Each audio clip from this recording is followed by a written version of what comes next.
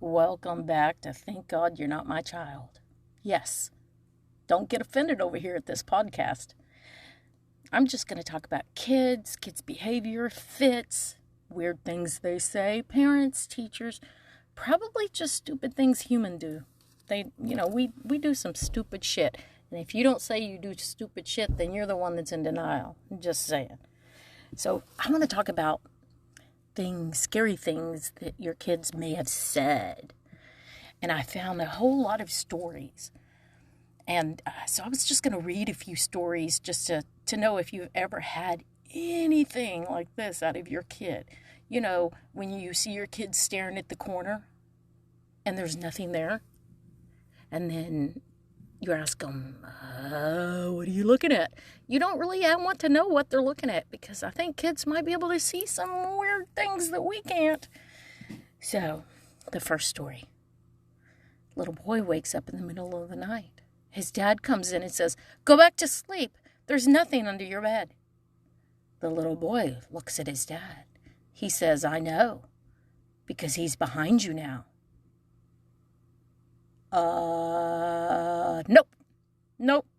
Nope. That's just all you got to say. Nope. We're not going to even do that. You do that. I think I'd probably peed in my pants just right then. I don't know about you, but I think I would have peed in my pants right then. Oh, hell no. So, on to another story. I was sound asleep, she said, and at around 6 a.m., I was woken up by my 4-year-old daughter's face inches from mine. She looked right into my eyes and whispered, "I want to peel all your skin off." The backstory here is I had been sunburned the previous week and was starting to peel in my sleep. Altered state, however, it was pretty terrifying for a second.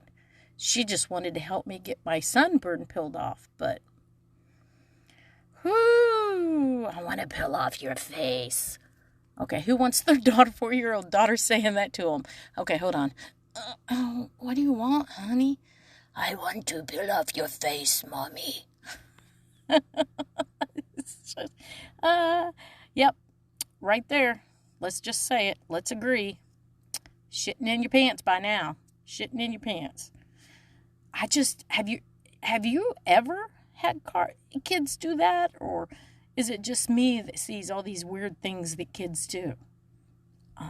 I was on a cruise once, and, when you hear somebody has an imaginary friend, the one thing you do is there really something there? My mind thinks there's something really there. Imaginary friends, I think, are probably ghosts and spirits. And I'm pretty sure I might believe all imaginary friends are. I don't exclude anybody. I think all imaginary friends could be ghosts. Okay, on to another story. The other week, I was reading my 2-year-old daughter a bedtime story. When we finished, we were talking about being scared of ghosts and monsters, trolls, etc. And she turned to me and said, "Daddy, I'm not scared of ghosts." I asked, "Why? Why's that?" To which she replied, "Because the one that comes into my room at night strokes my hair, she's a nice one." Get the fuck out. If you've got a ghost coming in, stroking your daughter's hair at night, and she knows about it and not scared of it, it's time to get the fuck out.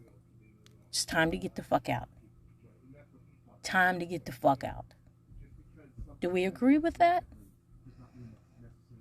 Okay, so I've got one more story. Hopefully there's no sounds behind me, but I think there's probably going to be because men talk a lot. And men...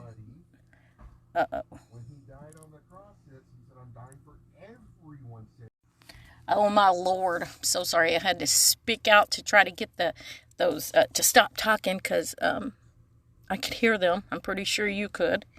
I'll have to see what I can edit there. Anyway, I locked myself in the closet. I do the podcast in the closet here because my son-in-law moved into the bunkhouse, and I locked myself in the closet. I had to call them to come help me get out and tell them to shut up, that we could hear them. But we're still talking about scary things your kids have said or done. You remember? Okay, here's one. Let's see if this one's pretty good. I liked this one. I work in a summer camp, and one day I was playing with this kid who was jumping off of things and onto me. I said, "Hey, be careful. If you kill me, I can't play with you anymore." He looked me dead in the eye and said, "No, but I can come play with you." Whoa. I don't think so. No, get the fuck out. You don't need to be a camp leader. Nope, don't need to be a camp leader. So let's talk about things that your kids maybe have done. Maybe, oh. You know the kitchen play knives that you have in the play kitchens and stuff? Well, daycare, we had a lot of different knives and pizza cutters and stuff. And I had kids at one time that would just thought every animal needed to have some type of weapon. But it was always so weird to walk in a room at night not realizing that they thought they were being funny, leaving the play knives and the play pizza cutters or tools or anything in all of these dolls' hands like they're coming to get me at night. It's not the first thing they've ever done. I've had fake spiders laid like where you can see the shadow and it'll scare the crap out of you because it looks like a big spider. I've had so many different things, and dinosaurs down the hallway. Kids leave everything to try to scare you over the time, and they did pretty good, not too bad. But we do have a listener story, and it's Tina from Oklahoma. I think I'm reaching a whole lot more people in Oklahoma because I've told so many people in Oklahoma around where I live now that I have a podcast, so I'll take it. I'm an Okie now, so I'll take it. Anyway, she says, when her daughter was 3, I told her, "I'm so happy to be your mother." And her daughter said, "Well, you should be, because you were supposed to have a boy, but I knocked him out of the way and took his place." What? What? I'm thinking, if she's saying you were supposed to have a boy, but I knocked him away because I wanted to be with you before you were pregnant, I'm thinking she needs to tell us exactly a little more than that. Or do we want to know? I'm not sure we want to know. No. Do you want to know what happens before life? No. I don't want to know what happens before life. I'm not even sure I want to know what happens after life. You know, I just want to know what's happening in life. That's it. Just tell me what's happening in life. I don't need to know before and after. So just remember, you never know when your kid's going to say something that's going to fuck you up. All right, now I want to tell you one of the only stories that I have that really just could freak you out. So it happened a long time ago when my son was 3. Just 3 years old. Now he's 35, so he was little. And we lived out in a circle drive, like a cul-de-sac, out in the middle of nowhere. There was an old gentleman that lived in one house. We only saw him every once in a while. He didn't do much. There was our house. One of those old houses had like a fence. It was out in the country. The oil pump right there beside us, the whole bit. Then there was another house, and we had some friends that stayed there. And we met them when we moved in, and our kids, their little girl Crystal and my son Justin, played a lot. And I mean, really, that was, unless we did the 20 miles into town, that was who you played with. So Justin kept telling me that she said that there was more people in their house than what lives there. And, I was like, yeah, okay, yeah, whatever. And we went over for a fish fry one night when her mom was telling me, that she talks to one lady that is on the ceiling in the kitchen. And she talks to one lady. She says she's a lady that stays in one of the bedrooms. But nobody else has ever seen them. They've had animals stare at those spots. And their daughter said that she can talk to them. And they just ignore it. And I could not, when you can feel that somebody's there because they've told you, and then you can all of a sudden feel them, I don't know. I mean, yeah, it freaked me out. Everybody else just kind of laughed at it, but I'm like, oh, I guess they're not seem to be hurting her. But if your daughter is talking to people that aren't there, I don't know about you, but I believe enough in spirits and ghosts to think that they're probably in that house.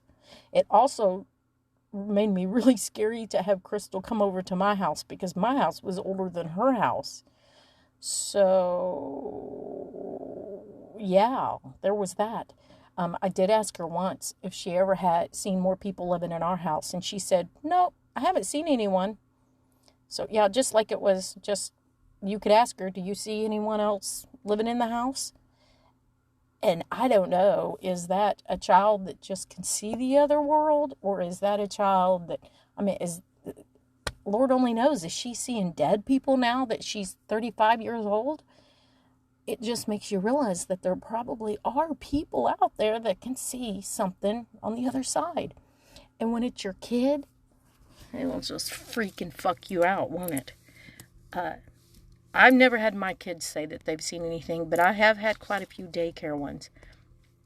And, you know, sometimes you don't even need to tell the parents because everything's good and parents are going to tell you you're stupid anyway.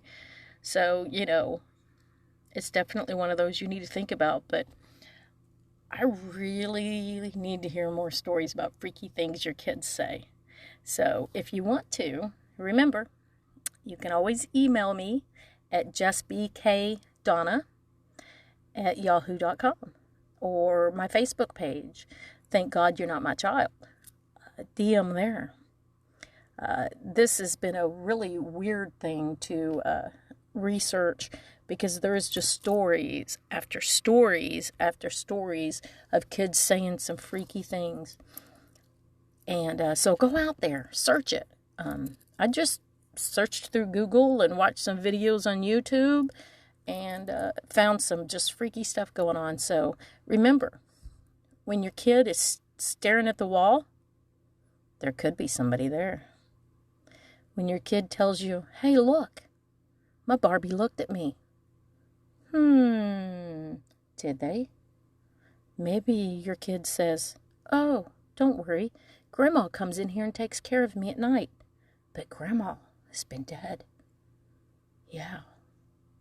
Kids can be freaks. Do you believe them? Or do you not? That's the question. So doing this podcast on parenting with kids and parenting fails, the main thing for it is there's not a perfect parent. And we all want to be, but even if you do everything that Pinterest tells you to do with your kid and everybody's done, you're gonna have a fuck up. And I've had fuck ups in my life, and thank goodness my kids are great kids and living their lives to the best they can. But remember, this is a podcast about parenting fails. And so, you know, when you have one, just remember, sometimes you have to, even as a parent, say you're sorry. And you have to move on. And you learn from it. The same way we do as our kids mess up when they're young.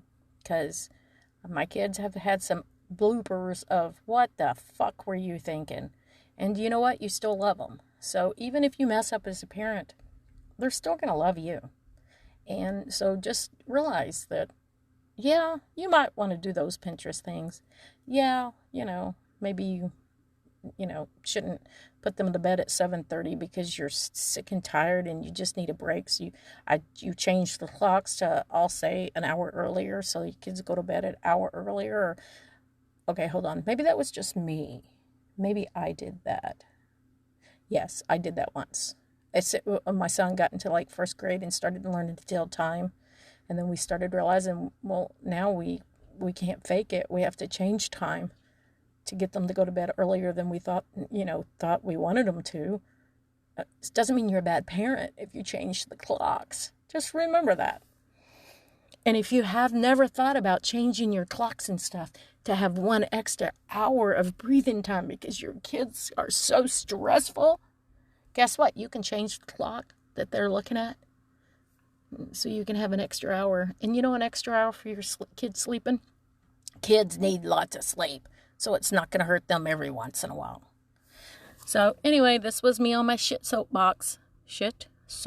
It's getting easier. And remember, we all fell as parents. Just learn from it. And putting your kids to bed hour early never hurt anybody. So just remember that. Hour early once a week or something. Change those clocks. Do what you need to do to keep sane. Because parenting is hard. So anyway, thank you for coming and listening to me ramble again. And until next time, thank God you're not my child.